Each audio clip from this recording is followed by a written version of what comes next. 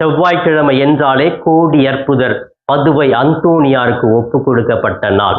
ஆம் பிரியமானவர்களே, நான் திருச்சி அமலாசிரமம் புனித அந்தோணியார் திருத்தலத்தினுடைய துணை அதிபராக இருக்கிறேன். ஆயிரக்கணக்கான மக்கள் இந்த திருத்தலத்தை நாடி வருகிறார்கள். கும்பகோணம் மறை மாவட்டம், திருச்சி மறை மாவட்டத்திலிருந்து அநேக மக்கள் நம்பிக்கையோடு வருகிறார்கள், நடந்து வருகிறார்கள்.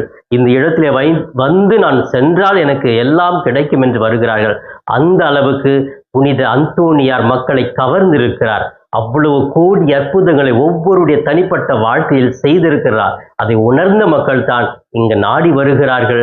3 வாரம், 6 வாரம், 9 வாரம், 13 வாரம் என்று கணக்கெடுத்து ஒவ்வொரு வாரமும் வந்து ஜெபிக்கிறார்கள்.